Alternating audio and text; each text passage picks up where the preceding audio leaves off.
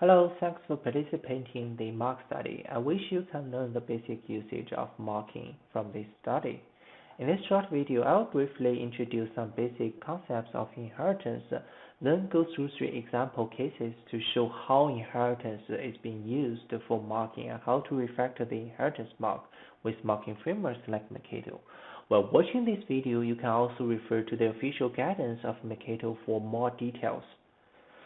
So inheritance is a common mechanism that has been widely used in object-oriented language. It means if we have a parent class A, then we can derive a child class B by using extends or implements from the parent class, so that the child class B will have all methods that defined in its parent class, and it can override and change the behavior of these methods, as well as define some new methods. So these are the key concepts of the inheritance, and next I will go through 3 example cases to show how inheritance is being used for mocking and how to replace the inheritance mock by using Mercator. Let's take a look at the first example. In this example, we have a test subclass called dummy layout that extends a parent production class property configuration layout. It contains an overriding method that uses new fields to keep tracking the execution status of this method. Then, after the arranging section, in the test case, developer creates an instance of the test subclass, then goes through the method execution of the test target. Then finally, in the assert statement, developer asserts that the field of the test subclass instance should equals to 2, which representing the load method was executed exactly twice. So this is the basic logic of using inheritance mock. So how can we refactor it? First, we replace the test subclass creation with Mercator spy. Then second, we replace the overriding method with the stop method to make sure that load is doing nothing.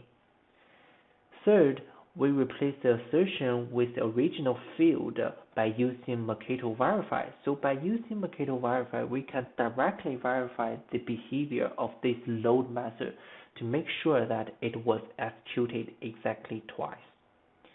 Then we just need to delete the test subclass, and this is the procedure of refactoring the inheritance mock by using Mercator. Next, let's take a look at the second example. In this example, we have a test subclass for multiple test tabs that implement the production interface. It contains 2 overriding methods, and in the test case, after creating the instance of the test subclass, it was passed into the test target object map message. Then developer asserts that the expected value should be equal to the actual result generated from the test target. And this is the basic logic of using inheritance mock. In order to refactor it, first we need to replace the test subclass with mock method. In the mock method, we create the mock object to mock the behavior of the original interface, stream builder formatable. Then we replace the overriding method with stop methods to make sure that the mocking object contains the same behavior with the original test subclass. Then in the test cases, we just simply replace the test subclass creation with mock method invocation. And this is the basic logic of using Mercator to replace the inheritance mock. Then let's take a look at the last example. In this example, we have a test subclass test bridge that extends the production class event bridge, and it contains a constructor that calls the superconstructor defined in the parent class and 2 overriding methods. In the 2 overriding methods, developers use these 2 fields to keep tracking the execution status of these 2 methods. Then in the test case, developer create an instance of the test subclass and go through some execution. Then in the assertion statements, developer asserts that the fields of the test subclass instance should be equals to 1, which representing the overriding method shutdown external and startup external was executed exactly once. So how can we refactor it? First, we need to replace the test subclass creation with mark.